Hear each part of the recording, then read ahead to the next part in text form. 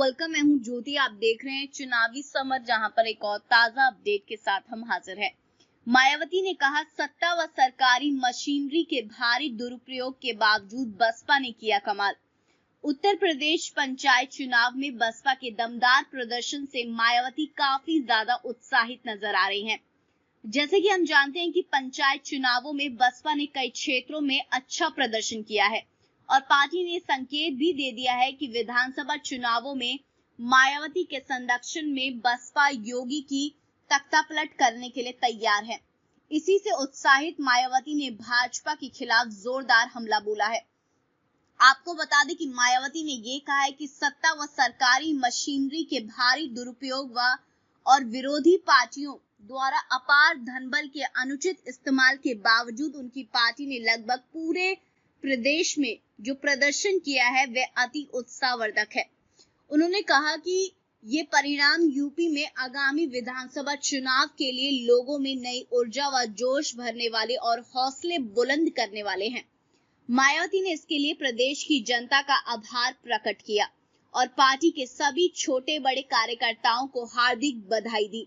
इसके साथ ही उन्होंने ये कहा कि विरोधी पार्टियों के उम्मीदवारों को पछाड़ते हुए जितने भी निर्दलीय उम्मीदवार कामयाब हुए हैं, उनमें से ज्यादातर वास्तव में बीएसपी से ही जुड़े हुए हैं, जिन्होंने खासकर आरक्षित सीटों पर आम सहमति नहीं बन पाने पर भी अपने अपने बूते पर चुनाव लड़कर जीत हासिल की।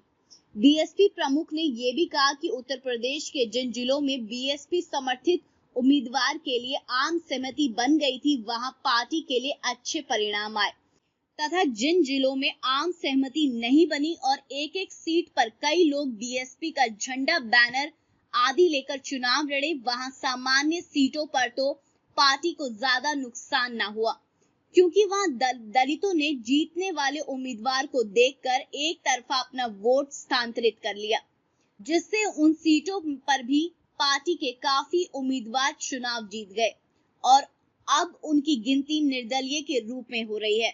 मायावती ने यह भी कहा कि आरक्षित सीटों पर पार्टी के कई उम्मीदवारों के मैदान में होने की वजह से ऐसा ना हो सका, जिसका लाभ विरोधी पार्टियों को मिला।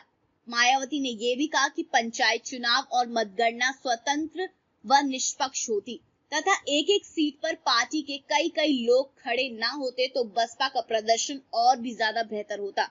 इस तरह मायावती ने एक तरफ जहां पंचायत चुनावों की मतगणना में भी सत्ता के दुरुपयोग का आरोप लगाया, तो दूसरी ओर उन्होंने ये साफ कर दिया कि विधानसभा चुनावों में बसपा भाजपा को जोरदार चुनौती देने के लिए तैयार है।